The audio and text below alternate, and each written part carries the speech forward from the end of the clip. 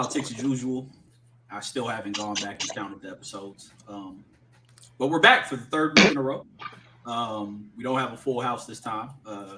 Our boy Jossie Joe is out in Cali doing wine tasting, like a very rich gentleman. Fee is not resuscitating customer or patients on on tonight's episode. So we're back. Ronnie is here. I am here. Fee is here. Gentlemen, how are we doing this week? Doing all right. Doing good, man. Ready to let this hate off. And this is just a precursor to the real hate. You have to hold some of it in for next week. Like this is only a little taste of the hate. You know he working. That's right. Actually, I actually really don't have any hate. It was just it wasn't bad enough for me to hate. I was like, damn, this nigga. I listened to it last night, and we're talking about the J. Cole Interlude song, by the way. And I listened to it last night. I'm like, damn, this actually is okay. It's not hateable. But then I get on Twitter today and I see his fucking fans talking about Jesus died at 33. Nipsey died at 33. Pimp C died at 33. Man, this nigga Cole so deep. I was like, what's deep about it, man? What's deep about it? Like Jesus died at the age of 33. That's 33 shots with twin clocks. So I was only 17, which means 27 6 with the youth. They want him to be Nas so bad and he's not. And that's the thing. Like people think I hate J. Cole. I do not hate J. Cole. I hate the people that try to make J. Cole into something he's not. So he ends up catching unnecessary strays because y'all got this man up on a pedestal like he's some lyrical savant when he's just an average. He's a very good rapper who is relatable with his content is starting to get ass. But I don't hate the nigga, bro. I just need some growth. I have a hot take here, and there's one singular rapper to blame for this. It's not quite J. Cole. It's Drake. Drake is the blame for this because when Drake came in, he was rapping, and niggas who knew rap fucked with Drake, and so all these casuals who did not fuck with rap felt like they had a reason to start talking about lyrics because now this popular rapper. But we can get into that a bit later. Get out of here, please. First off, we know Chuck is trolling. I know. Yeah. Nah, but that shit was mid. Like I'm like, you ain't even rapping, my nigga. You still doing this auto-tune. Damn, we lost Fee. Yeah.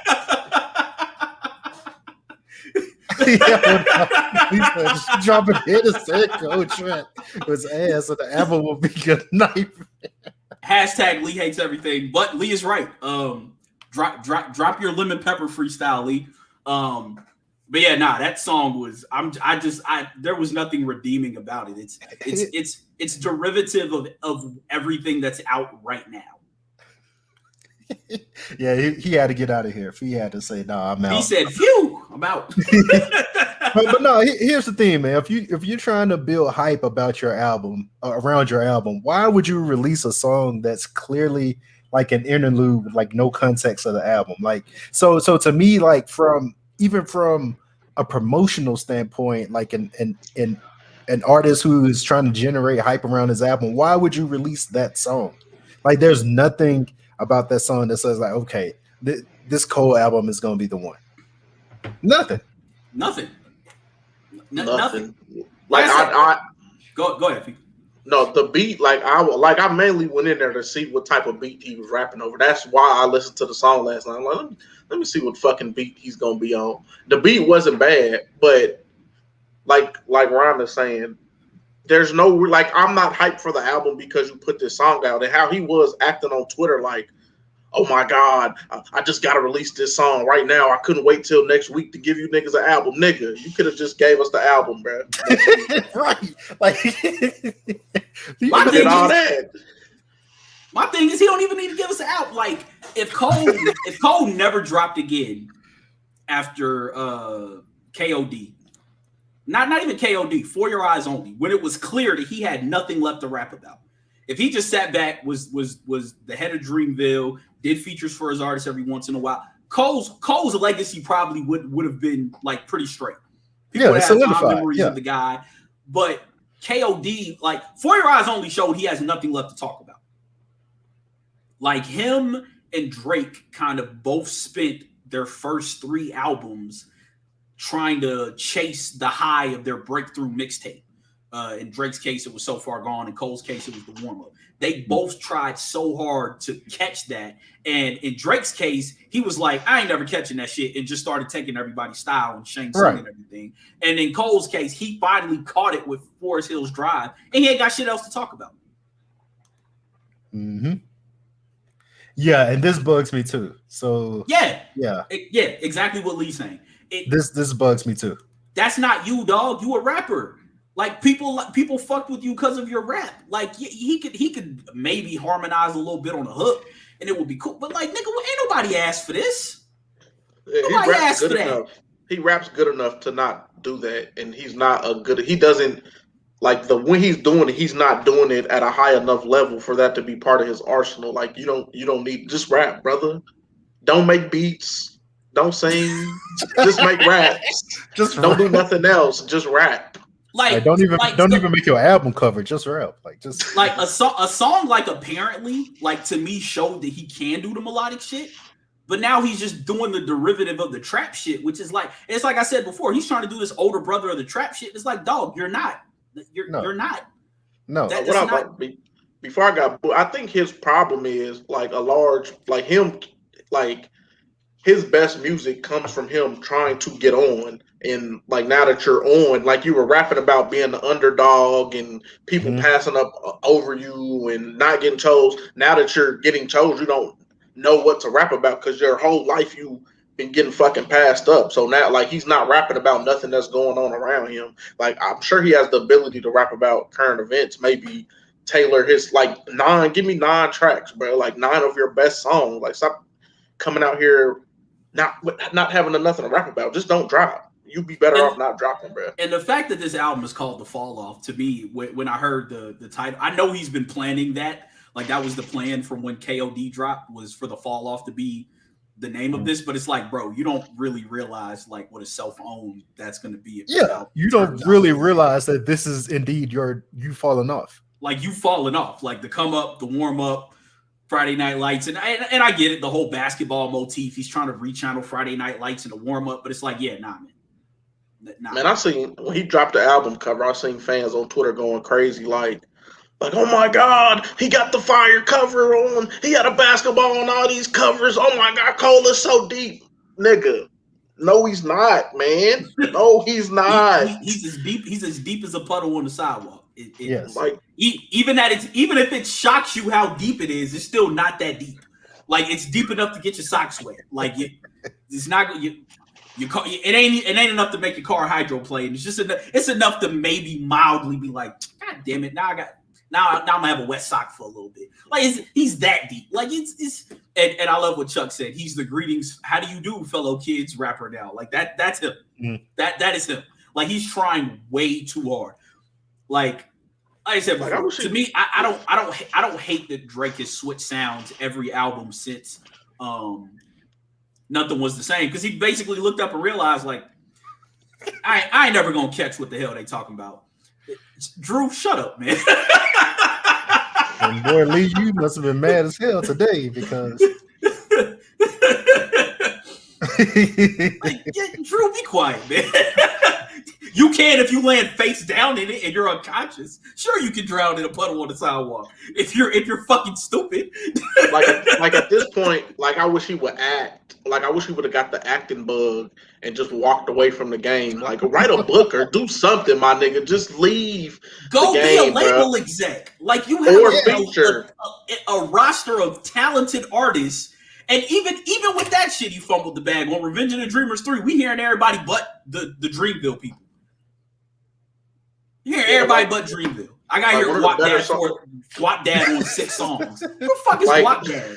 Like one of the singles they put out, that nigga the baby is like the star of the fucking music video. Like, that nigga. You got Kendrick on the hook, the baby rapping.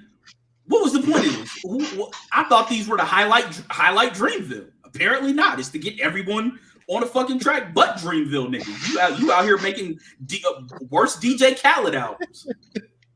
Hey, no, this really happened, and thanks for pissing me off again. Because I was so hype about Glass, and then, hey man, but hey, that's a good metaphor for Cole's career. Because after Unbreakable, what was that other shit? The Split. What was it? Yeah, Split. Split. Everyone's like, "Oh yeah, Glass, man." M. Night Shyamalan. It's like, no. I'll show you to have faith in me, motherfuckers. Y'all thought I was that's back. Perfect. J. Cole is rap M. Night Shyamalan. That is like that's because he'll give you a feature or a verse, and you'll be like, and he's been doing it since For Your Eyes Only. He dropped that False Prophets and that other Everybody Dies shit, and I was like, oh damn, yeah, this Cole shit finna be. Like, yeah, he's back. Nah, bruh, like nah. I like him on features. Like when he was on that, I think he was on that Black album. He had a feature before KOD drop. I said, "Ooh, okay, Cole, this nigga, this the energy I need." Then I get the album every time, man. Every fucking time, bro. Chuck, relax, hey, relax, relax. Please relax. Please relax. Please. Whatever you doing, you are not relaxed enough in the chat. But no, like when Plain Old Marcus was on, like one of the first episodes that we did of this, like Marcus was talking about how Cole might have an argument as the feature GOAT, like with that run that he went on of just crazy features. He was on everything, killing it, and then killing it. And it's like, nigga, what the fuck are you doing? Ain't nobody asked for this shit. Yeah, that shit. Not a soul. Nobody wanted that. Nobody. And here we are again. Next week, we're gonna have a bunch of fucking. I know that I'm gonna make a prediction right now that while Fee's at work, he's gonna see some tweets so egregious that he logs on again on the clock to get his takes off. Because niggas, I already know niggas are gonna be over the hill calling this shit a classic. Like right off the rip, it's gonna get called a classic. And what pissed me off even more is these same Cole fans I was just in one Twitter thread, the little Nipsey thread that I quote tweeted. Them niggas was in there talking about, yeah, Cole is like, it's like My Dark Twisted Fantasy. I'm like, bro, you can't call an album like that deep because the nigga didn't fucking write the album, bro. Like, how you gonna call Kanye deep and Kanye didn't write the fucking album? Like, what is wrong with you niggas? But in what way is this like My Dark Twisted Fantasy though? That's what they were comparing it to. Man, it'd be so many idiotic takes in a Twitter thread. You know how it's like My Dark Twisted Fantasy? It's like My Dark Twisted Fantasy because a bunch of motherfuckers like the shit but can't tell you why they like it. No one can tell you why they like My Dark Twisted Fantasy other than the fact that it insists upon itself. Word to Peter Griffin. That album insists upon itself. It's shallow and pedantic. Like what is that quote you had about All of the Lights? You said that nigga got a chorus of Elton John and like 27 other niggas to sing about child support. Yeah, like 30 niggas out there to sing about child support. Like why? Like why? like what the fuck is All the Lights about? Nothing. But Elton John and Rihanna and a bunch of and Bonnie Bear and a bunch of other motherfuckers is singing a hook on it because Chris Rock did an outro. On the shit, it's a fucking class. No, it's not. That album, when Chris Rock came out and said that was the best album to be released in the last 25 years, I was like, oh, the world has lost its fucking mind. Nah. Hey, Chris Rock is a liar because he also heard that that Nas album that Kanye produced is like, yeah, this is OEM-matic Nas said, and that album was Cheeks. That's one of Nas's top 3 worst albums. And yes, I had to say top 3 worst because it's that bad. But nah. So Chuck, I'm not saying that J. Cole was the feature GOAT. I am saying that he had a run that made people talk like that, and it wasn't extremely hyperbolic. Like, and great comparison here. Maybe one of the reasons 3 Stacks hasn't dropped a solo album is because he doesn't want to do what Cole's done. He's admitted all these bars. Yeah, he's admitted that he has nothing to talk about anymore. He'd rather play the flute outside of a 7-Eleven now. Like, I'm not making this up, by the way. Yeah. So yeah, like seriously, like, and I respect the hell out of 3 Stacks for that. He's like, I don't have anything else to talk about. I'm not gonna rap. like three stacks.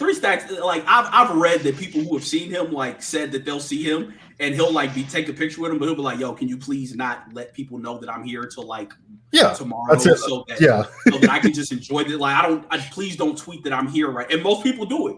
Like you'll see him somewhere, he'll take a picture, like, "Please don't post this to tomorrow. Please don't let people know I'm here because I just want to walk around, play the flute in my overalls, and just be Andre Benjamin." And Cole, go do that. Go play flute. Go do that. And fold clothes. Man, I just read an article in The Athletic last year that he was chasing the hoop dream. Go do that, nigga. Go hoop at the Y in the offseason with the NBA niggas, bro. Stop coming back giving us albums, bro. Go act. Go get on Law and Order SVU. They let anybody on that motherfucker. Go get on NCIS, bro. Like, it's shit you could. Go be in Fast and Furious 10, nigga, for all I care. Stop getting it stop dropping albums. Nigga, they bringing CSI back. Go be on CSI. Go be the dreadheaded corner. Exactly. Go be in the Las Vegas CSI, my nigga. Go do that. go do that shit. Lee says Cole's features are in M. Night Shyamalan's trailers, and that is a great ass comparison. Yes. It's a great ass comparison. Because the trailer for Glass, I was like, oh, this shit is gonna be amazing. Yeah, I saw the shit and I was like, yo, this shit finna be fucking not wrong. Nope. Wrong. And then Section 80 made my Dark Twisted Fantasy obsolete.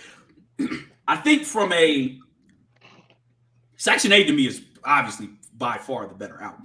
But I think most people who love Kendrick have not heard Section 8.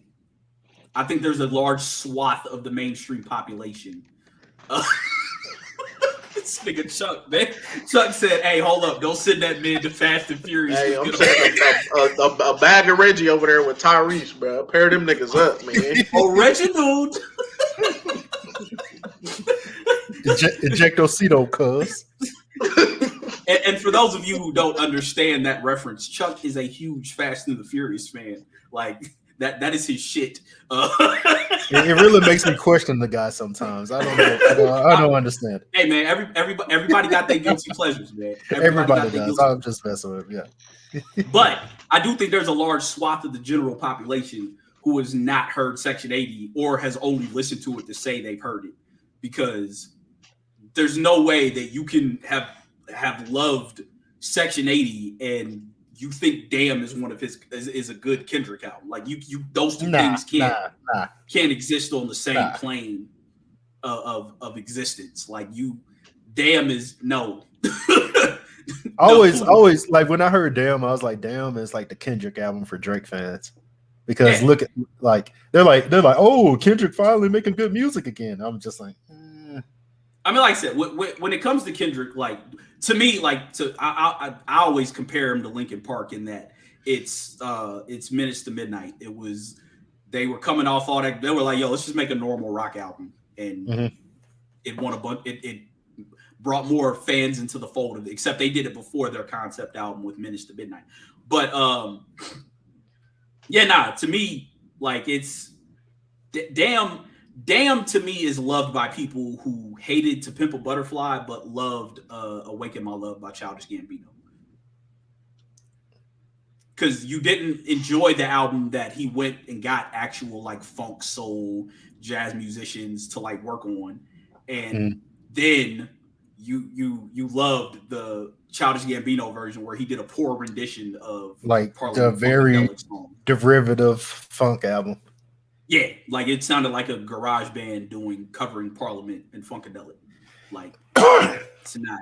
And yeah, that's a hill I'm always gonna down. Like, sure, like to Pimp a Butterfly may not be your thing, but just the pure artistry of that album, man. Like, just listen to like, These Walls, or like just listen to like the amount of fucking effort that went into that album. Like, so I mean, you don't like.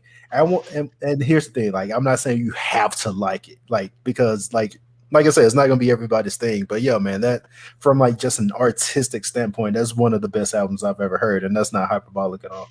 Ronnie wrote a whole fucking PhD. No, I wrote a 20-page dissertation basically on that. I really might use that if I decide to, But yeah, but no, like seriously, I wrote like a 20-page paper breaking that down, like and because it's like so layered. But yeah, let me stop before I keep going.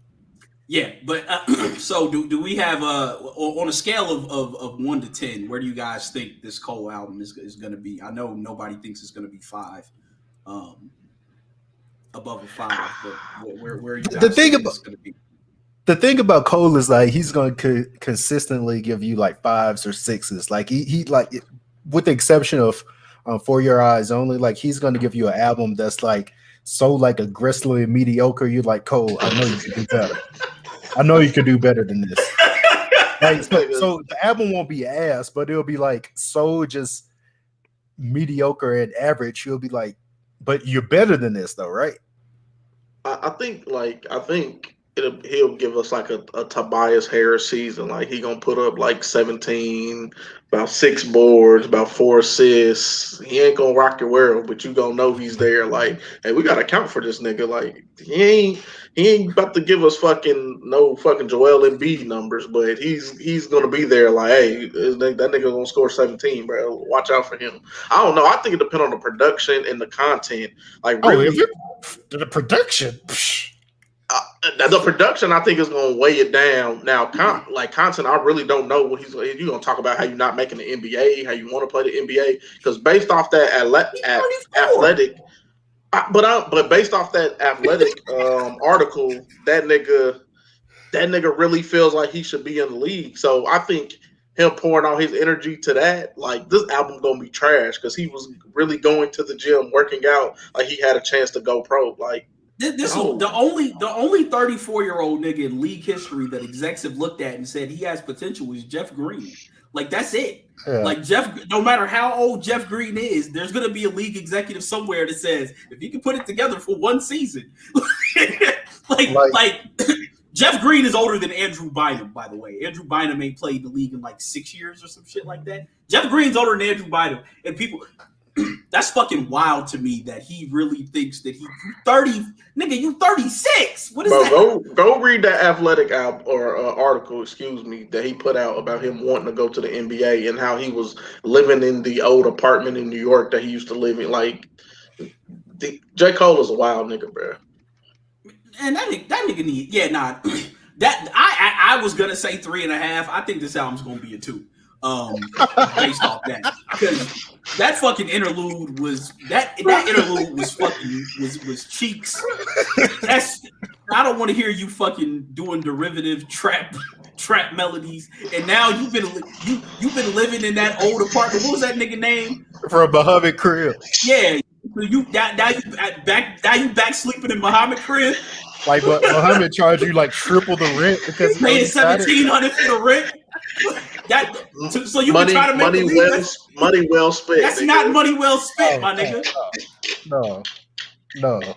Nigga had no heater, but a nigga made heat. May I bet now no heater, and the nigga ain't making heat. And he probably ain't even venting on this album, nigga. This shit. No wonder he got the fucking backboard lit up with fucking flames.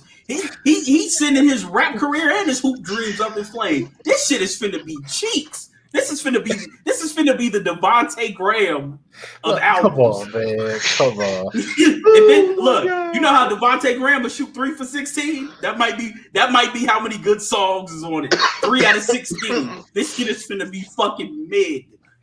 That nigga Cole said, I'm going out like Iverson, baby. I'm predicting a smooth 2 out of 10. Now that I found out this nigga been back living in Southside Jamaica, Queens, trying to make a fucking hoop comeback. You 34 years old. The fuck is wrong with this nigga? Even like when you actually simplify that and make a 1 out of 5 is even more hilarious. Like you're not even worthy of fucking. Like, hold on. What is J. Cole's birthday? J. Cole literally is 36. That nigga is literally 30. I'm not even. I gave him too much credit. You are literally 36 years old talking about you finna go to the fucking. That is obscene. But that article had to be last year or earlier this year, or maybe at the end of last year. Like I read it, I was just astonished that this nigga. Like you were 35 years really, old. like he really cared about playing basketball like that, and he really was like, I wasn't gonna rap because I thought I could make the team at St. John's. Like, nigga, you're not going to the league, brother. You're not. You're not. Like, it's a rap for that. Like, bro, go get in the intramural 30 over league at the Y, nigga, and go play on lunch, bro. Like everybody else, bro. Go do like everybody else do, bro. God, oh my God, nigga. No, you shouldn't have told me that, nigga. This shit finna be ass and a half, nigga. The fuck? Got me fucking crying, bro. Oh my God. Chuck is right. We are gonna have to clip that. No, we like that's gonna be the promo for the album. We gonna drop that clip. If I happen to be wrong, I will admit that I will come on here. He's not gonna prove you wrong. I know he's not. Look, this is like me saying if Devontae Graham goes out and shoots 45% in the playoffs, I'll stop slandering. I know he ain't shooting 45% in the playoffs. It's not gonna happen. That nigga's ass. That's what I've been trying to tell people too. Like, yes, I come on here and I bash that man, but I am objective. I don't even dislike him. I listen to his older stuff. Like, if he put out something fire, I will tell you it's fire. I'll be the first to say, hey, that nigga Cole dropped some shit. But the likelihood of that happening, hey. Listen, man, and the week of Thanksgiving 2009, Fee was visiting from Montana, and we got in the car to go somewhere, and grown Simba came on, and this nigga was like, "Hey, run that shit back." So neither of us dislike J. Cole, and I don't think Ronnie dislikes the nigga either. No, not at all. But when you go from that to Kevin's Heart, it's the same thing like with Lil Wayne. Like, nigga, I was the biggest Wayne fan in the world. But nigga, when you trash, you're trash, bro. Like, I will tell, like, hey, nah, nigga, this not it, bro. It's not it. Like I had something when Kyle asked me if y'all could. I meant to ask y'all before the show, your top 5 Lil Wayne mixtape songs of all time, and I'm like, 5 is hard. I'm like, that's hard. I could probably do 5 just because I don't. Yeah, well, wait. You start going prefix, suffix. Yeah, because immediately like remix, like Dedication 1, 2, Drought 3. Like he got the Carter 3 that leaked that was supposed to be the Carter 3. Like, if you count that, like Father Like Son mixtape. But I was like, bro, 5 like 5. Yeah. I was like, 5 not enough. I need at least 10, bro. Like you doing me dirty with 5, bro. Cause dog, when I first heard that Diamonds on My Neck freestyle, I was like, yo, Weezy and his motherfucking handcuff. She ain't there but some stairs. I done ran up her. Woo! Bruh, man, I was like, you could probably get 5 off of like each mixtape. I was like, off of Dedication 2, I had like the intro off of there, and then we was rapping on that Bang Bang. I'm like, yo, this nigga. Yeah. Then I was like, I'm me. I'm like, shit, the shit off of Squad 4. I got a couple. I said, bro, 5 songs. You really backing me. You really backing me into a corner. Pause with the 5 songs, bro. Like, hell. The OG Young Money mixtape with him, Mac Main, Boo, and Currency. Yeah. That's what I was like, bro. I was like, I meant to bring it to the timeline, but you know how that goes. I mean, see, the thing with the Twitter timeline is the vast majority of people who swear Lil Wayne, who think Lil Wayne is the GOAT, they ain't listened to nothing before the Carter 3, maybe the Carter 2. I'd say Carter 2, but yeah, you're right. Like, these are people who love Wayne because he was the soundtrack to their college years. There ain't no objectivity about it. Like, excuse me. Our boy Patrick, I don't know if he's like the originator of this quote. He's the first person I saw say it. Where he's like, you gonna always love the music from the time in your life when you was getting the most pussy. I mean, and that's real shit. I mean, you was out here. You got fond memories of those songs. You got fond memories of going on a mission in your car that wasn't the greatest because you ain't have a good job at the time. To go meet some chick number you got, or going to the club, parking lot pimping. Somebody got the song playing out of their car. That's real shit. Cause that Lloyd Lessons in Love album is like one of the greatest R&B albums of my lifetime. I prefer. Never mind. I prefer Street Love because I first got into the military and I was man, that's how the canoe story in Japan happened because of Lloyd Street Love. So yeah, woo. Yeah, nah, Chuck, like that's a real thing. Like if you look at a lot of the music that specifically dudes have a particular infatuation with the music that was out when they was getting the most pussy they was ever getting in their life. Like it's not probably like lines with the college. So yeah, and not necessarily the most they were having sex, but the most different women they were fucking. I'll say that. Oh yeah, Chuck, the canoe in Japan story.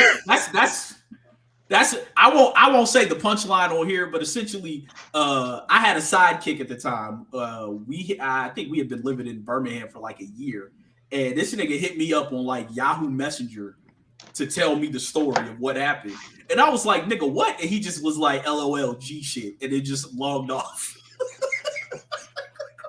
This was like what 2007, 2008. Nah, this was 2009 because I was getting ready to come back to the States. No, it might have been 08. I think it might have been 2008. Yeah, it was summer of 2008. Yeah, sir. Yeah, because I was crazy. I had my sidekick in 09. I won't tell the story, but yeah, it was crazy. Chuck, the story is on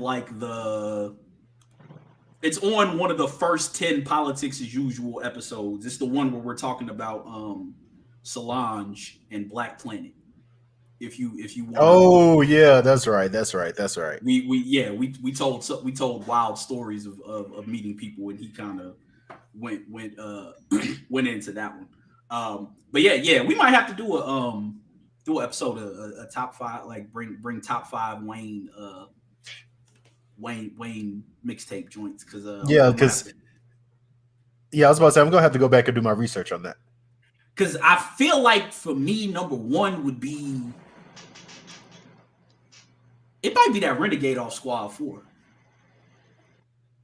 Okay. Come from into the slumbering of the sun. I'm Me is probably like my favorite Lil Wayne song ever. Like I used to when I played soccer in the military, that would be my pregame song, like what I warmed up to, like what I came out to, like yeah. And I'm gonna say this again: if you have never heard Squad 4, you have not heard the best version of Lil Wayne. You just haven't. That man was on a different level on the Squad Up 4 mixtape. Like that is like the Tracy McGrady 35 points per game year of hip hop, in my opinion. Like it was some shit. Like you had to be there to see it. Mm-hmm. Like y'all new basketball fans, y'all blog boys, y'all don't understand like Tracy McGrady scoring 13 points in 10 seconds or whatever absurd shit that he did. Y'all don't get that. Y'all just see T-Mac and think of him as a nigga that couldn't get out the first round when really T-Mac was giving niggas buckets. Like that's Wayne to me. Like the ceiling was like T-Mac, Gilbert Arenas. Like it's a whole bunch of niggas. We can get in the name of niggas who had game but careers was cut very short by injuries. And I'm not talking about like they were 17, 18 players. These niggas was fucking 30 point a night type niggas, like lights out, shooting lights out, getting buckets. Like that's how Wayne used to be fucking rapping. Yeah. Like Wayne's ceiling might be higher than anyone else's in the history of rap. And like that's probably a conversation for another day, but his ceiling might have been the highest in the history of hip hop. And this is coming from a nigga that thinks that nigga has more garbage lines than damn near anybody else in the history of hip hop. Like the ceiling was high, that floor was low, baby. The floor was low. I'm nasty like CY Phyllis. The floor was low. Nigga, the F is for phenomenal, nigga. The F is for phenomenal. I was just finished. The F is for phenomenal. Maybe in Spanish, my nigga. Phenomenal. The floor on that shit was low. And the F is for front door. That's where we break. The floor was low, baby. Low. Yeah, he has some stinkers. Yeah. A lot of them. What else did I say we was talking about? The nigga Aaron Rodgers, Ultimate Madness 2, and it was one more thing. I forgot what the second one was. That rant. Fuck my brain. Oh, we gotta talk about my nigga YTK. Oh yeah. Goon and B is back, baby.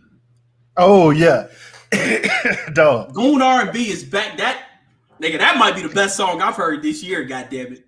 Dog, like I told D, if he were to go back and just redo Emancipation of Mimi, the entire album in that style, I wouldn't be mad at it. Oh yeah, I'm listening to it. Yes. I'm listening to it. The song is called "Let It Off."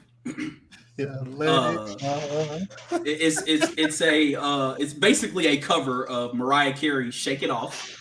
Yes, and he is talking about killing niggas.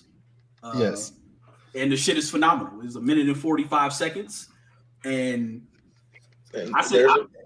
just to test it, I sent it to a friend of mine who does not listen to like any rap whatsoever and only listens to old school R&B. And I was like, "Here's some niggified R&B for your Friday." And she was like, "Oh my God, I love this." Nah, it's great. And the fact that they have a video and there's a bunch of niggas in ski masks running around to this Mariah dancing. Yeah, like nah, bro. This is everything I needed on a fucking Friday right here, man. Like that shit is fucking incredible. Like it's like, dog, this is fucking great. Like I'm mad how well it works. Like yes. Like it's perfect. I gotta let it off. Nigga said if I ain't got my gun on me, I got niggas that'll shoot for me. I gotta let it off. Nigga, that shit is fucking incredible, nigga. Like I need him and Tim Vocals to do a whole fucking tape, project, album, whatever you want to call it.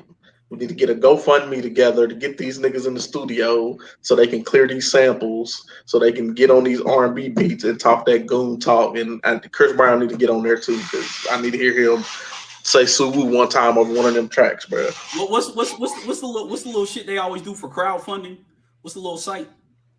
Oh, like damn. It's like Indiegogo. Yeah. We need to Indiegogo. We need to crowdsource this somehow. I will donate money to this shit. Someone send that shit to Tim Vocals. Be like, hey, y'all niggas need to do a song. And here's the wild part, right? So the artist's name is YTK, not Y2K, but YTK. So I went to YouTube to get the whole video because he was like full video on YouTube. And then Kickstarter. Yeah, Kickstarter. Yeah, we need a Kickstarter for the Tim Vocals YTK album. But like it went to like an older song of his, and I'm listening to it, and I'm like, no, he's actually nice, like as a rapper. Like nice. I'm like, yo, this dude is nice, and he's like, this is like conscious rap borderline. Like this is like conscious introverted type shit. Like I fucks with this over like lo-fi, more neo soul type shit. I'm like, yo, this shit is dope, but I still fucks with the Goon and B. Yes. Like I understand that. Like I saw one song that was like super dope. That shit had like less than 1,000 views. I'm like, okay, yeah, I see why you make songs about killing niggas. Hey, because I went and looked just now. That the new song is at 3.5K today. So that he's definitely making the right move to bring that traffic to his channel. I ain't mad at it. I looked at just the snippet he put on his Twitter page. That shit had 40-something thousand views, and then some other R&B blogger posted one, and like Fonte retweeted it. That shit had like over 100,000 views. I'm like, yeah, I see why niggas sell out. Like you can over here making some dope ass music, and niggas don't fuck with it, and then you can make a 1:45 song parodying a Mariah Carey song about killing niggas in an abandoned construction site, dancing with guns. It was another one where the dude, but this was a disrespectful. It was with them Florida niggas. Oh yeah, that who I smoke. Yeah. Nah, I thought dude made a reply to that one. Oh yeah, the dude made all them niggas are going to jail at some point. That's all I. Yeah, all of them. Like the nigga when he went on what the fuck? He went on somebody's fucking He went to somebody's gravesite, right? Yeah, with a poster on their birthday and was pouring the liquor on the fucking poster. Like, I'm like, yeah, nah. Yeah, you gonna die, bro. You gonna die. Yeah, hip hop police still out here, so. Yeah. Somebody actually, like the Who I Smoke video, them niggas took like and went and put up the pictures of the niggas that them niggas was rapping about on it.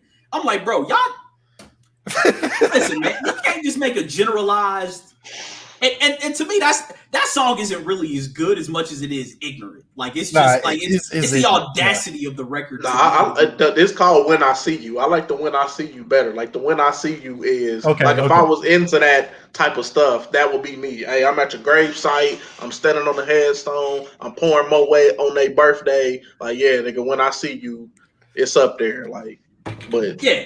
Like I'm okay with it. People like, but yeah, I like I like more the Tim Vocals style of I'm gonna take a popular R&B record and I'm just gonna turn it into a general record about killing niggas. Dog, Millie had a lane before he actually lived his lyrics. Yeah, but no, that nigga he don't ever need to get out of jail. Like that nigga needs to stay behind bars. For ain't he the one that like killed his homie and was driving around with the bodies in the trunk or some shit?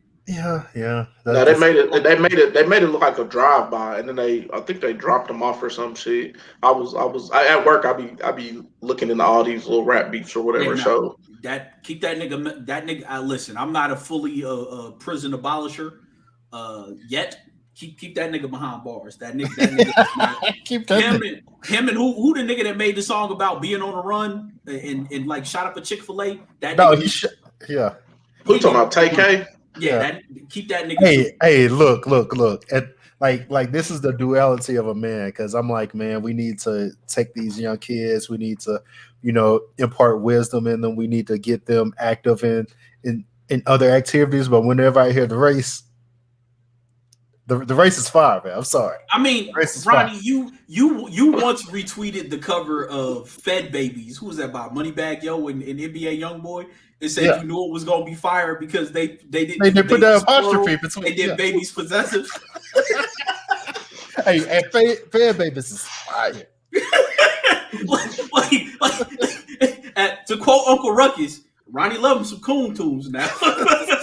Ronnie ain't gonna miss out on the coon project. Hey, you need that balance, bro. You gotta. Life is all about balance. Like I like the lyrical conscious niggas, but sometimes I like to feel like I'm still out there in places I ain't supposed to be. Like I need that balance, man. Listen, man, I can't say that I enjoy. I was shocked that I liked this Let It Off shit. When D tagged me, I was like, I'm not gonna like, and then I'm doing that Jay-Z gif. Like, damn, nigga, this shit is fucking. I done ran that shit back about 10 times today. Like, that shit is fucking amazing. Like that shit is fucking fire. I need that. If that young man drops a project, I will be listening and possibly. I need it. Like it's that good, man. It's. While we're on the topic of music, Fee, did you listen to the Joyce Rice album? No. All right. I get around to it. My bad. You good? I know you working this shit. Just wanted to ask. YTK, Let It Off. It's on all streaming platforms. Go listen to it, man. Shit, it's 2 minutes out your day. Like them niggas, instead of doing the shoot, them niggas is doing shoot. Click, bang, click, shoot. Like nigga, that shit is that's fucking amazing. I support the youth turning 90s and early 2000s R&B anthems into songs about murdering their ops. I support it. I'll listen to it probably tomorrow, Chuck, because I'm off or Sunday. Hey, Chuck, we listen. We look. Feel like Ology. That's a big enough victory here in my book. Yeah, I didn't think he would dislike it, but the fact that he liked it, I was like, oh, okay, all right. I get around to it. I'd be bullshitting. I've been on my ignorant kick. Like I've been listening to a lot of Lil Baby and Lil Durk Yo this week. So speaking of, we talked about the Moneybagg Yo album last week, and I actually went and listened to it, and I didn't hate it. But you know the song that I actually liked the most was the song with Lil Durk and Polo G or G Polo. I was shocked. I was shocked. I was like, yo, actually. And I think it's because Moneybagg Yo, like the album's called A Gangsta's Pain, and that nigga sounds the same whether he's talking about his pain, being in love with lean, niggas, balling. like he don't sound any different. Like I don't know if the nigga's depressed, upset, happy. What that nigga just monotone the entire way, and so that song brought a little dynamic contrast. Even the song with Pharrell, I was just like, Yeah, I listen. I actually listened to it. I listened to it on my lunch break because I have a commute to work now, and I live so far away. Like sometimes I just go outside and like go for a walk or something. So I listened to it on my lunch break, and I was like, okay, yeah. And think about Moneybag, like he's actually like a sneaky, but much to your point, AJ, he doesn't like change his inflection, but he's actually a sneaky good rapper. Like he strings some like clever little bars together. So like as far as like that type of like that particular lane, like the southern trap rapper, I think he's like at the top of that lane. So I actually really like this album. Like it's not gonna wow you, but it's like really consistent all the way through. Yeah, and if AJ Polo G, I was trying to tell you last summer, like he's one of the better young niggas, like from Chicago. Like he's one of the better ones who like rap and sing. Like he raps pretty decently for yeah, people in that lane. I enjoy what I just don't listen to rap no more. Like that's really what it is. I just don't. I'm at that phase in life where, like, Sean Smith is probably the only new rapper who could drop something that I'll be like, oh, I'm running to listen to. Everybody else, like, I get to like if it ain't listening to it for this show for feedback's sake, I'm probably not. Like I ain't even listened to that new Isaiah Rashad joint, and I like the what was it? The Sun's Tirade. I actually like that. Yeah, you won't like it, but because once again, I'm a nigga from the South. Song with, it's Duke Deuce, ain't it? Duke Deuce, yes. Oh yes. Yeah, I like Duke Deuce. Yeah, Duke Deuce brings that like Memphis energy on it. Like he like a fat Fred Astaire. Like that nigga be moving. That nigga.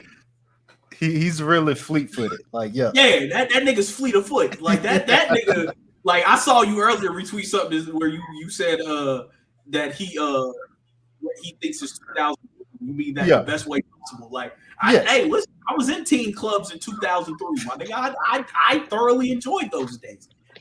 Like I said, I'm just not in a space where I listen to much rap. So I have like for me to go listen to a rapper, I have to be like very. I have to have a reason. I'm all about this alt R&B wave. That's really all I listen to. Well, that's most music in general these days. Like nothing makes me say like if I stumble across it and I like it, cool. But there's nothing these days. I'm just like, okay, this is the one. Like I'm waiting for this one. Like there's nothing like that anymore. Oh, there's plenty of that for me. I mean, look, Mac Ayers, Gallant, they drop anything, I'm right there listening to it. Well, Gallant is like the exception, but well, for me personally, but anybody else, I'm just like, I'll get to it when I get to it. If I like it, cool. But there's not like there's like no anticipation for like an album anymore. Like you remember, like in our lifetime, we've had some big ass albums where like there was like buzz around, like you just knew like this was going to be the one. Like we don't have that anymore. It's like, okay, cool. I know it drops next Friday. I might listen to it. I might not. Whatever. Chuck, I don't know what the fuck Quicksand is, my nigga. Is that the name of the song? That man Moray I was talking about at the end. Oh yeah, the end of that Quicksand. He got a video. The video made me like the song, but this fat ass was in there jugging. I said, look at this nigga. Like, yeah, go ahead and add this to the rotation. It's a really good song. But see, like most of the new rappers I listen to are in that lane, like where they're rapping and singing. So I'm getting a little bit. Yeah, like so I'm getting a little bit of the deep South gospel R&B, but you talk about some gangster shit behind it. Like I'm getting the best of both worlds because I really don't care to be wrapping my mind around you rapping a whole bunch of syllables at me all the time. So I'm getting everything that I need out of my music with these new niggas. There's still no reason for Caden to be singing Rod Wave songs the way he does, but I don't know. I think because my musical journey has landed me so much on like music theory that like if the most of the stuff in hip hop is just trap derivative where it's 2 or 3 notes, not even chords, but 2 or 3 notes over a repetitive drum pattern. That shit really is it like after my brain just goes like sailing when that shit comes on. So that's probably the main reason I don't listen to much hip hop anymore. But I will check that Quicksand joint. Probably while I'm at work tomorrow. What else we got? We talking about Rodgers, or we going Ultimate Madness? It don't either. Madness is. It's the URL battle rap tournament they're having. It's like a March Madness style tournament for battle rappers. Okay. So I'll say this, man. Y'all are the battle rap fans. I went on because I did see a video of his, like a snippet of of one of his battles. Y'all are the battle rap fans. Let me know anytime that nigga Swamp is on the card. Hey, that nigga Swamp he's on the card tomorrow. He's rapping tomorrow. Swamp is nice. Tomorrow. He is a problem. That nigga is nice. Like I shout outs to one of my mutual followers on Twitter, Dominique, who has a teenage son who reminds me of me when I was his age, but is probably like way smarter and way funnier. And that little dude has the same birthday as me, which is really cool. But she like tweeted a Swamp bar one time, and it was like he was like shooting a 22 and it won't even go outside. It just keeps spinning and spinning like a website just buffering. And I was like, is that a Tay-Rock bar? She was like, nah, that's Swamp. I was like, what the fuck is Swamp? And she sent me like a best of some of his battles. And I was like, oh yeah, I'm a fan. Like that nigga, he is nice. That nigga is nice. But yeah, he's on the card tomorrow battling Geechee Gotti, and that's gonna be a crazy ass battle. Okay, yeah, that's actually okay. That's actually a good matchup. That should have been the finals, honestly, but yeah, like it's a shame they got them niggas on the same side of the bracket. I'm trying to see who else gonna be on here. Yeah, like hold on, let's see. So it should be so Geechee and Swamp. I think who is it? Jack Boy and Nitty. And then Prep and KCJ, and then Cortez. The Cortez and Drugs. Yeah. Or is it Cortez and KCJ? Man, let me look and see. I don't know because they be changing matchups around at the last minute. Let's see. Actually, I got it right here. Nope, this is Ultimate Madness 2. I said 3. I had a bracket. So I got it. Jack Boy versus Cortez, Drugs versus Rum Nitty, KCJ versus Prep, Swamp versus Geechee Gotti. Oh, I already know he works Twerk simply because Twerk's name is Twerk. So yeah, I already know. Yeah, but yeah, I will watch it because that he's a problem. That nigga Swamp is like he immediately when I saw him, I was like, I like the way he sets up is just super dope. Like his setups to his bars is always fucking crazy, and he just that nigga's dope. That I was most impressed by Jack Boy Maine last week, even though he had a really cringy Kobe Bryant bar that I was not feeling. Like we don't need no chopper Kobe bars, guys. Like don't do that, man. Don't do that. That was like super nasty, but I thought T-Top was gonna smoke that nigga, and especially the way T-Top's first started, and Jack Boy Maine like recovered and took the last two. Twerk just absolutely choked against KCJ. I don't think she does not have a chance against I think Twerk. The first round wasn't really eventful. Like he said, it to me, swapping Gotti shit. There's zero reason. Chuck has a Swamp versus T-Top is going to be cool just because of North versus South Carolina, if that ever occurs. But there's zero reason that Geechee Gotti and Swamp should be battling in the second round. That makes no fucking sense whatsoever. There's no reason Geechee Gotti should even be in this tournament. The nigga or Rum Nitty, them niggas are damn near undefeated in this app era of URL. There's no reason both of these niggas. Like I like Ultimate Madness for no name niggas, for niggas you don't really know nothing about, so they can build their profile up. I don't like seeing established niggas down there. Yeah, like I like Drugs. I like Drugs' round. I thought he was really really good. He's the dude that's rapping, trying to get the money for like a lawyer so he can see his daughter again, right? Yeah. Yeah. So I see a story like that tells me that nigga's probably gonna be going as hard as humanly possible to get that money so he can get that lawyer and he can see his child again. So I fucks with that. Cortez actually surprised me. Because I've never heard a good thing. I don't even think I've seen a Cortez battle, but I've never heard a good thing about this it. is the thing. There is a narrative mainly pushed by Surf and people above Surf. Cortez that Cortez cannot rap. Cortez can rap. Cortez, like all of Cortez's good battles in his prime, got put in the vault because his opponents would choke or the audio would be trash. Like his status is not because of him being a bad battle rapper. It's because of the circumstances of the game. Like he's pretty much getting fucked by smacking them. But Cortez actually can rap decently, and he could win the tournament. But all the stuff about his stature is not his fault. Like he battled Young Ill choked like all 3 rounds. Smack put it in the vault. Like another one, like in Chicago, the audio was fucked up. Smack puts it in the vault. So Cortez can actually rap, and the narrative around him is kind of false, but it's just funny. So people keep going with it. Like Surf, like I'll never battle Cortez, and makes Cortez look like he's begging to battle Surf, even though Surf is always shitting on this man. Like it's really crazy. Surf the commentator is hilarious to me for multiple reasons. But yeah, last weekend to me was really uneventful. Like outside of seeing like Sirius Jones just storm off the fucking set because that nigga was mad that he lost. And I said while the battle was going on that like Sirius was rapping too fast. Like which is funny because you don't think fast rap when you think about Sirius.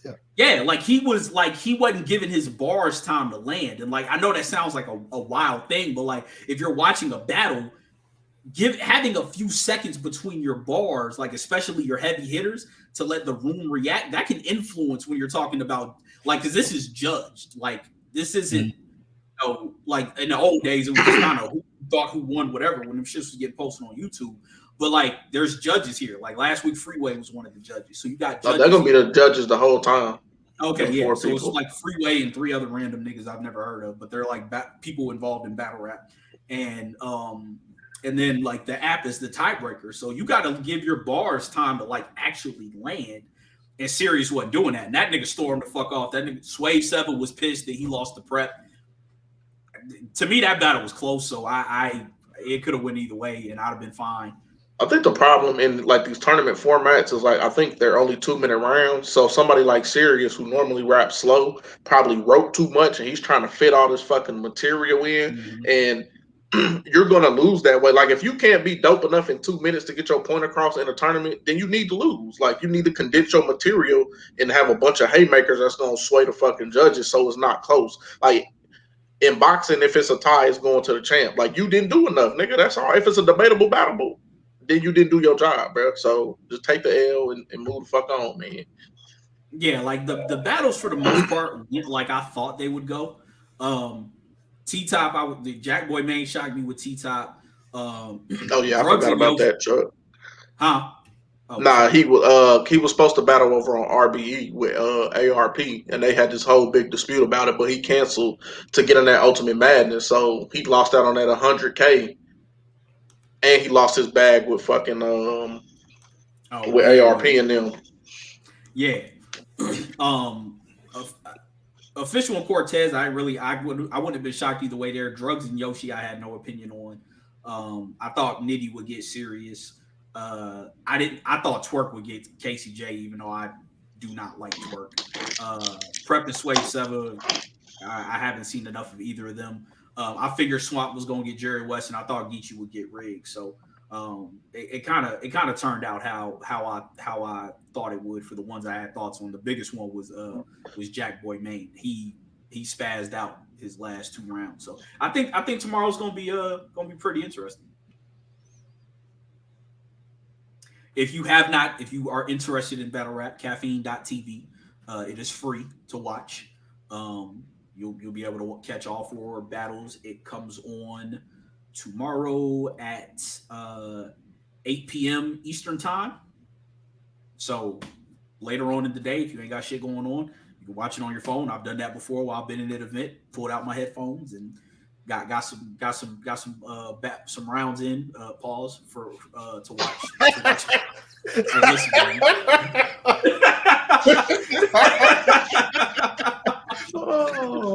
But I do agree with Chuck. I think whoever the winner of this Swamp and Geechee thing is going to win it all. I don't see anybody like Rum probably has the best chance. Nah, Rum has the best chance. And I will say don't sleep on Jack Boy Maine, because like if people like twerk Jack Boy raps literally. Like a lot of people say Jack Boy is the inventor of New Jersey twerk style. So don't be surprised if Jack Boy Maine upsets some people and goes on to win, because people love an underdog. Yeah, he's just a dark horse because of that John Don battle. And I know Ronnie gives me grief about the fact that I am a fan of John and Don. But that second round, John's second round versus Jack Boy Maine is iconic. It's legendary in battle rap for what that nigga did to that nigga. Like it got to the point where in the third round, that nigga Jack Boy Maine got off the stage and went to go fight some nigga in the crowd who was taunting that nigga. That man was frustrated at what John did to that man in just 2 rounds. Chuck says Rum is the best out the bunch, but I think his style may not be fresh by the time we get to the finals. Yeah, that's probably a good point. But the only thing I will say is that Rum, like, he's not your typical puncher. He's innovative with his punches. Like, he's always saying shit that in a way that you've never heard before. So I do think that he has a good chance. Yeah, no, I Geechee or Swamp. Yeah, I hope the finals is Rum versus the winner of Geechee and Swamp. I personally hope Swamp wins it. Like I said, Swamp has very quickly become one of my favorite battle rappers. Like that dude he's nice, super nice. So yeah, I don't know the order of the cards, but 8 p.m. Eastern time tomorrow. Add that to whatever time zone you're in. Caffeine.tv, it's free. Otherwise, if you want to catch those battles, you either have to hope somebody leaks it, catch a leak on YouTube, or sign up for the URL app, which is like $7 a month. And I have done my best to not. I'm gonna sign up just because I got to see that Swamp, because Swamp and Geechee actually were on the same team like a month or so ago at one of the events, and I missed that fucking battle. So I got to see Swamp and Geechee versus Tay Rock in the worst name in battle rap, Easy to Block Captain. That's that nigga. Now that is like 10 times worse than John the Don. Like John the Don is just bad. But it's bad because it's lazy. Yeah, exactly. It's lazy, but Easy to Block Captain. Like you put real effort into this, and it's trash. Like my worst names in battle rap are New Jersey Twerk, simply because why would you name yourself? I understand thug work, but no. New Jersey Twerk, Easy to Block Captain, and Jay the Nightwing. And I hate the fact that I like Jay the Nightwing because I wanted to hate that nigga so bad. I don't know. I hate quantum physics name. Like there was 2 QPs running around. One was Clean Paper with a Q, and the other one was Quantum Physics. And I was like, why is your name fucking Quantum Physics, my nigga? There was another nigga, RIP to that man. His name was Tall T. I'm like, bruh, come on. There's got to be something better than Tall T. Like you a 5 for 20 type nigga, bro. God bless the dead, but that was a terrible name to me. Like, why is that your name, man? Tall T. His last battle will be a shotgun. Oh man, that nigga surf. All right, yeah. We got any words on Aaron Rodgers? Hey, look, if an article come out and you telling me that you're calling me Jerry Krause in the group checks, I'm trading you that day, nigga. Hey, come get this nigga, man. So here's the thing with the Jerry Krause thing. Number one, Aaron Rodgers is not Michael Jordan. He might be the most physically gifted quarterback ever. Yeah, but you ain't MJ. Number 2, the Packers are not the Bulls.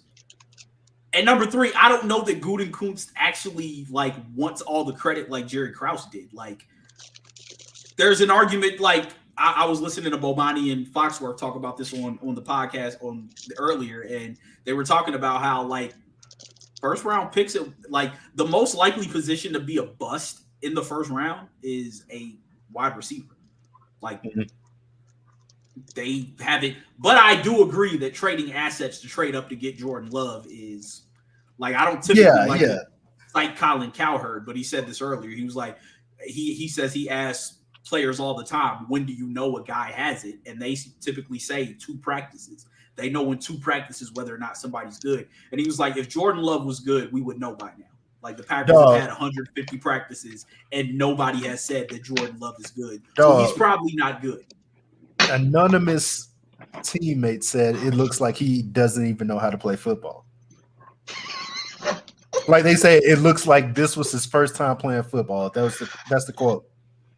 And that's enough, right? And that's enough right there to know Chuck Rodgers is not MJ. Like it's the greatest quarterback of all time is Thomas Edward Brady, whether we want to admit that. Yeah, I think Aaron Rodgers is like you said, the most talented quarterback to ever play the position until we see Pat do more. But yeah, Brady is in that class with like MJ and Gretzky. Like he's like the higher echelon of like just greatest like as far as like achievements go. Because don't get me started on this nigga and his career, but as far as achievements go, So Bomati said something funny earlier, and I thought this was hilarious. He was like, man, they talk about we ain't never seen Belichick win a Super Bowl without Tom Brady.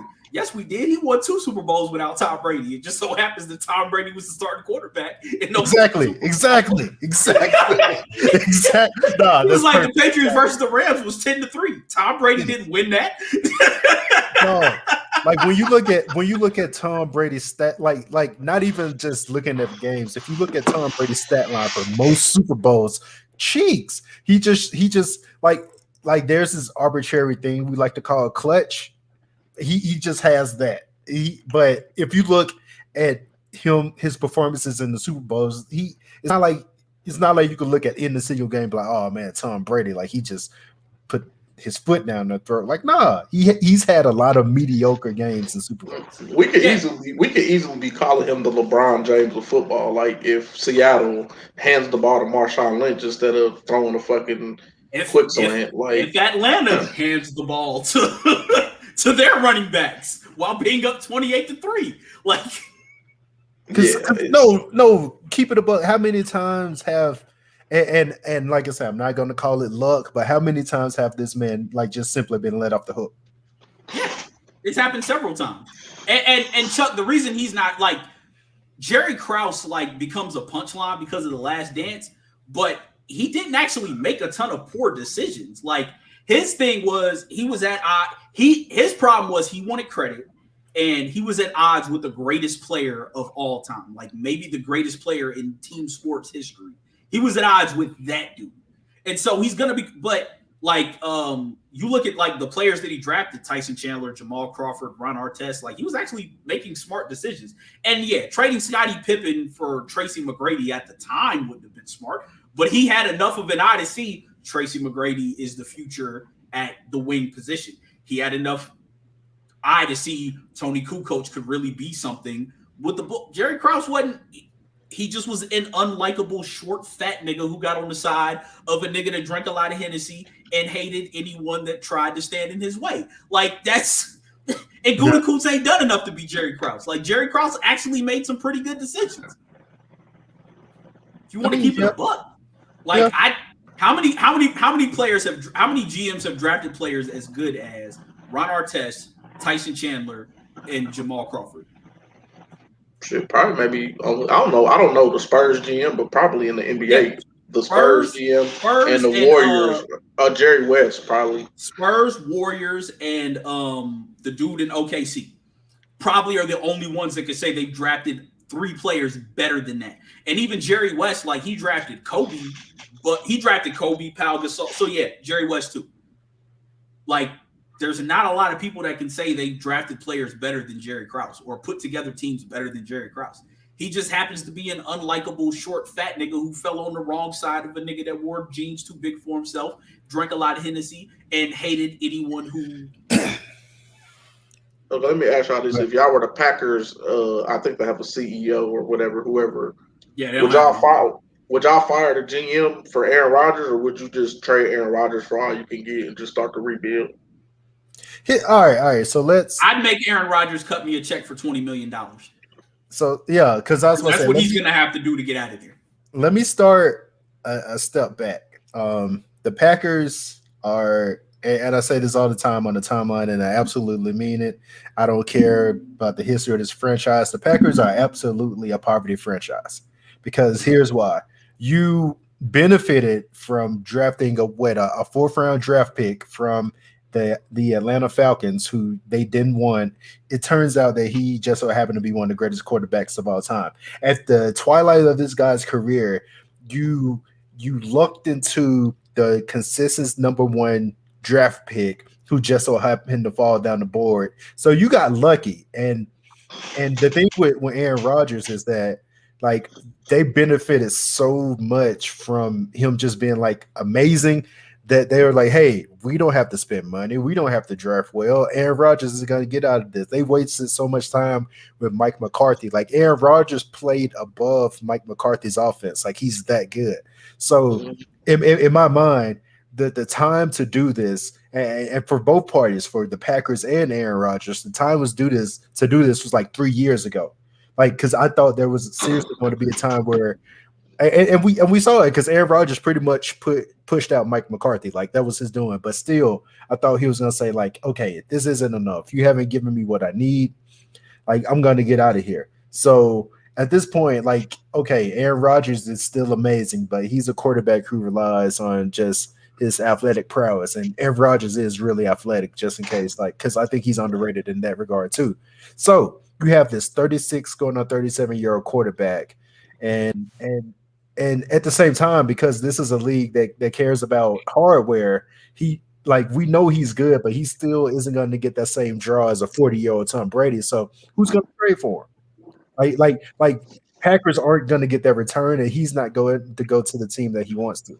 So I do see a team like the Broncos who say like, okay, we have everything else.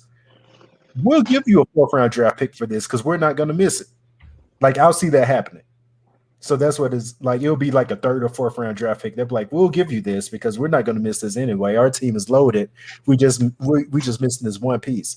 So I think that's I will say I just finished the season with the Broncos and man, and I won a Super Bowl with them in our league, and I used them. And yeah, I won with Drew Lock. But the Broncos literally have, like, I have 4 receivers probably above 80. I traded one in the offseason, but they have receivers, 2 running backs. They have a good tight end in Noah Fant. The line is decent, and the defense is okay. Like that defense in Denver is better than the defense in fucking Green Bay. But I will say this: you want to get traded into a division where you have to pay Patrick Mahomes twice.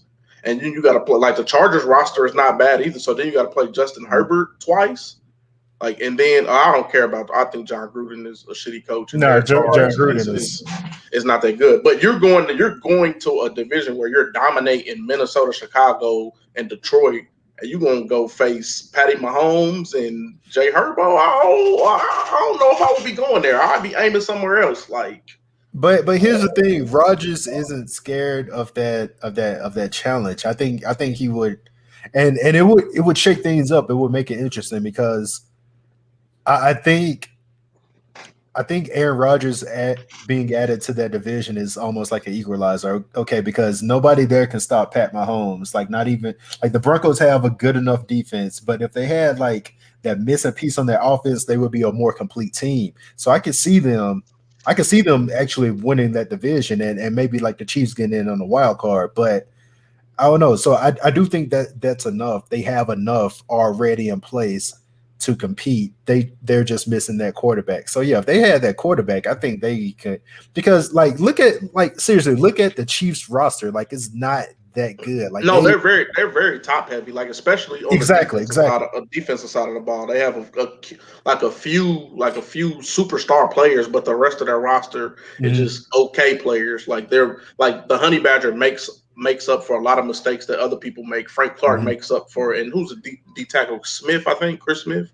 I think they make those Smith brothers. Yeah, they make up for a lot of the mistakes of everybody else around them. And then Patrick Mahomes, they score enough points that it's always going to be pressure on the opposing quarterback. And dog, Peyton Manning was cheeks on that team. Cheeks. But he was just good enough.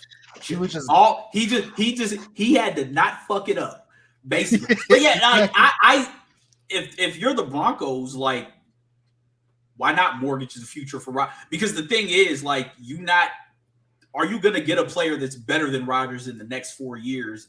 You're not. And if you do, is that player going to be enough to put you over the hump for the Super Bowl? So mortgage the future. Like, I personally think like the Niners would have been the best fit, but Green Bay wasn't trading them there because to trade for the number 3 pick would have been acknowledging that Jordan Love ain't good enough, and Gutekunst don't want to acknowledge that yet, but he's already acknowledging it by saying, well, we offered him an extension. We want him here for years and beyond, but hold up. You just traded assets to move up to get this dude. So to me, I think this is going to be similar to the Carson Palmer situation where the Bengals basically said, give us back some money and go home. Like, they called his bluff and they told him to go home, and then he went home. He went and sat out for a year, and then they traded him the next year. Yeah. Like, Rodgers doesn't have that much time on his clock, but I think if he's willing to cut them the $20 million check and say, I'm not coming back, and hands them that, I think then they have no choice but to trade him, because they're gonna. It's like, do we get nothing for him, or do we get nothing for him and let everybody know that we ran off the best player in our franchise's history for this bum ass dude, Jordan Love? Or do you give him the $20 million back and say, okay, fine, we'll take 2 first-round picks from Denver and Drew Lock, and we'll send you over there? Shit, Teddy Bridgewater over there. You better take 2 first-round picks and Teddy Bridgewater. Yeah, but can Green Bay, Wisconsin have 2 black starting quarterbacks? Hold up. 2 black quarterbacks on the roster? Make a good point. Why did they pick up Teddy Bridgewater? Like, think about it. I don't know if they did that before the Rodgers news, because Rodgers did that shit the day of the draft. It came out the day of the draft because they had been flying back and forth to talk to him like all offseason, and he was like, I don't want to fuck with y'all. And I think the rumor is that either his publicist or his agent was like, all right, we need to make some shit shake, because I think when they turned down the Niners news, somebody on because Rodgers is apparently mad that it got out. I think someone on Rodgers' team was like, nah, bro, if y'all gonna turn down this haul from the Niners, we need to put some external pressure on y'all so that y'all are willing to trade him. And I think Denver thinks they can get him. That's why they didn't go get a quarterback with that pick. So that's what I'm saying. Like, that's an asset to move. Mm-hmm. Teddy. Oh yeah. Okay, I get what you're saying now. Yeah, Teddy, by acquiring Teddy Bridgewater. Yeah. Like I said, the only thing is, like, can you have 2 black QBs in Green Bay, Wisconsin? That ain't exactly we know Teddy B is a stopgap. Like, he don't. I don't think he have the arm strength, especially to play up there in the cold like that, to do anything. Other than manage an offense. Like, he's. That's why I said to me, Teddy makes more sense as a reliable backup to a 37-year-old quarterback that's had 2 collarbone injuries, and Drew Lock makes more sense for Green Bay to say, hey, just in case Jordan don't work out, we got this white boy over here. Open competition. Yes. Yeah, we got this open competition with the white boy over here. Like, I think that, to me, makes a little bit more, because Teddy's good enough for a team that has Super Bowl aspirations that if Rodgers has to go out for 2 games, he can come in and keep the ship afloat and not fuck it up. He can do just enough to keep the run game, defense, all that shit, keep the team afloat. And Drew Lock makes more sense as the younger white quarterback, because I just don't think Green Bay would have 2 black quarterbacks on the roster. Like, no, that makes sense. That would spell disaster for Green Bay. That would make sense. It would spell absolute disaster. That will be the most niggas in Wisconsin at one time, like, ever. Like, if both Jordan Love and Teddy Bridgewater was there, like, that would be the highest Negro population in Wisconsin. They got Milwaukee in Wisconsin. They got them niggas over there. They got the I know, but them 2 quarterbacks put them over the line. Like, 2 black quarterbacks. That's what I'm saying. Like, that's why niggas go from the cheese state to the grilled cheese state. Like, nah, you gotta shake some things up there. Fried bologna and cheese. Yeah, that ain't. I don't foresee that happening. But yeah, when I saw that, because like initially I thought the Panthers were going to take Justin Fields. I did too. why the fuck not? Or trade back. But then when the Broncos didn't take him, I was like, they must know. And Mark Schlereth has been apparently saying that Denver has like the framework of a deal in place, and they're just waiting. Because Mark Schlereth is plugged in, like he's plugged in there. Remember, remember when he played, And basically, the buzz is they're just waiting on Green Bay to realize that Rodgers ain't coming back. Like I think if Rodgers cuts them the $20 million check and says I'm taking it to the crib, I think they'll trade him then. But see, that'll be another bad play because then they'll get less for him than what they would have gotten for him, and that's gonna make Gutekunst look even worse. Because if there's zero reason for you to like, if you can get 3 first-round picks for him now, you get that. But if he leaves and then suddenly it's a mid-round pick that you're getting for him, it's like, well. And that's what I said when you stepped away. Like the haul for Aaron Rodgers is going to be small. Like it's going to be astronomically small. Yeah, like it's going to be like a 3rd or 4th round pick, and like you said, Drew Lock. They waited too long, man. Yeah, like because they're trying to pull Aaron Rodgers' card, but they don't realize that he's serious. He's absolutely serious. Yeah, and I heard that part. I muted my mic and had my speakers playing while I went to the bathroom so I could hear. But yeah, I definitely. So this is to me where Gutekunst would be like Krause, where he's going to make the wrong decision for his pride's sake instead of just saying, "Hey, we don't need." Nah, Chuck. I don't think they got anything like that on Rodgers, and even if they did, I don't think it'll stick. Maybe he like pushes grandma down the stairs or something, but it's gonna be nothing like the Watson stuff. I think Rodgers is too much like Derek Jeter that he'll be having the females keeping a player like NDAs when you come over here and leave the phone in the mailbox. Like we not doing none of that. Yeah, like to me, if that was the case, you would have already heard some shit leak. Do y'all remember when this a quick aside? Do y'all remember when Derek Jeter had a story taken down about the woman who ate his ass? Nope. She said she went to the restroom and she came out and Derek Jeter was on the bed with his ass tooted up. That story was up one day. It has since disappeared. Well, case in point. Case in motherfucking point. Derek Jeter was in New York for all them years fucking with all them actresses, and you ain't heard nothing wild about Derek Jeter. Nothing that stayed up on the internet. Derek Jeter was manicured like hell. Yes.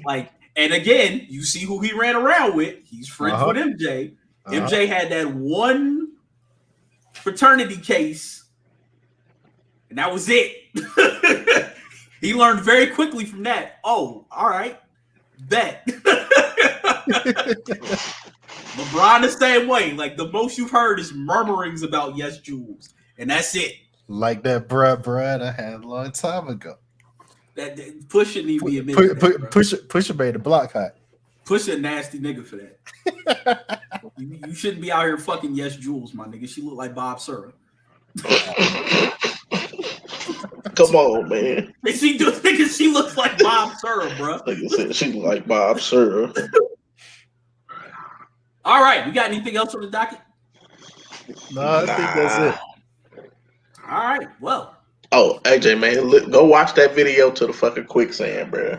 Just go watch quicksand, bro. I'll watch it. I'll watch it when we get off here. All right. For our boy Jaffe Joe, who is tasting wine right now.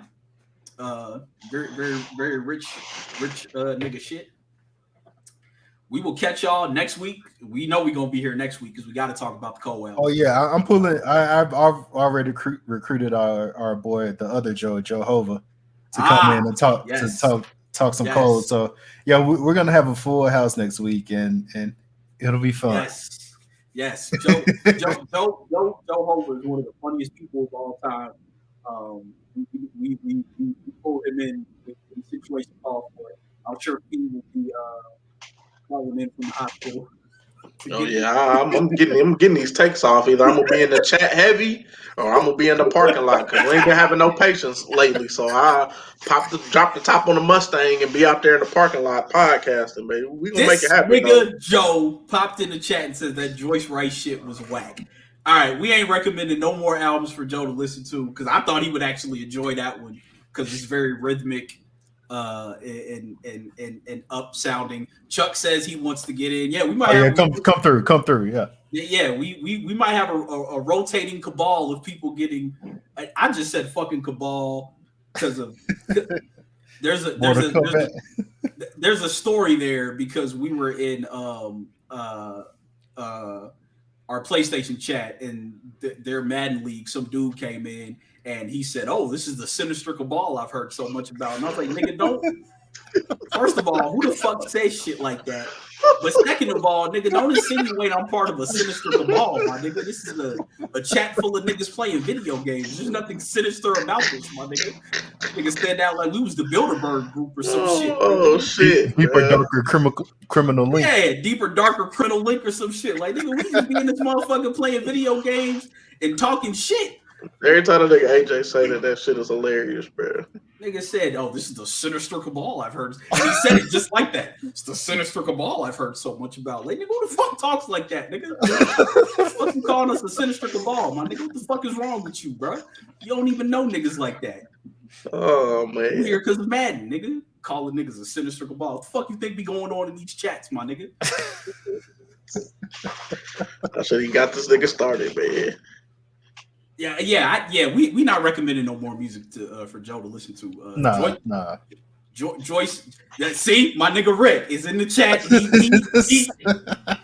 He was there when the shit was said because that nigga brought the nigga into the chat and that nigga said the shit. I ain't part of no fucking cabal, my nigga. This ain't Mortal Kombat. What the fuck is wrong with you, nigga? Oh shit, man, this nigga AJ, man. But yeah, it'll be a full house next week. We get Nicole slander off, or we will all be eating crow if the album is actually good. I don't anticipate that occurring. Yeah, no crow on my plate. No. This nigga Ricky in here trolling. Hey, Chuck, relax. This there will be no sinister cabal chat.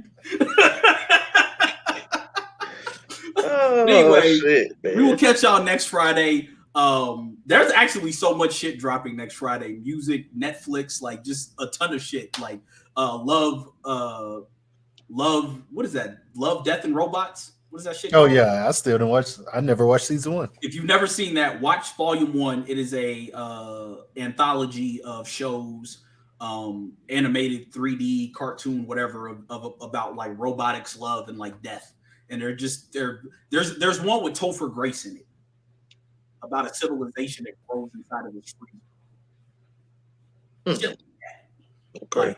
There's one about a Chinese nine-tailed fox spirit who becomes this cyberpunk Hong Kong who becomes like half robot.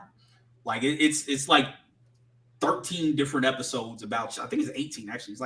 It's between 12 and 18 different episodes about shit, but it's really good. It randomizes it. Chuck, shut the hell up. Got a nigga Mr. Sinister, bro. But yeah, check that out. If you have not seen Yasuke yet, check it out. It actually is worth the watch.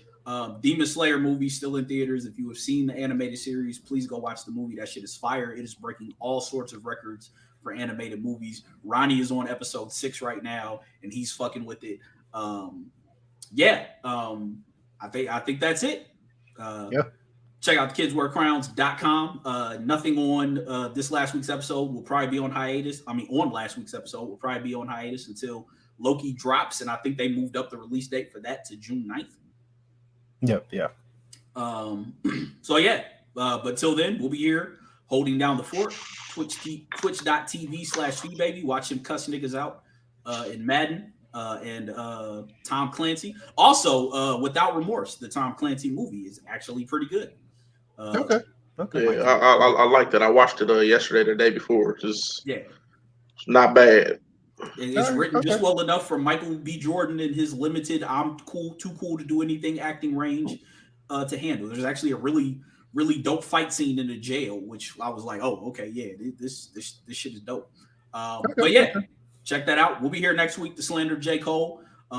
We'll have multiple guests on. Obviously, everybody wants to get in and get they licks off on J. Cole. Everybody want to get a shot in on that nigga.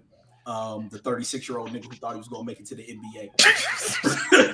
Hey, clip that too, bro. We gotta clip that. Yeah, I gotta go find that rant, and we gotta put it on the KWC. Yeah, I'll put it up. Yeah.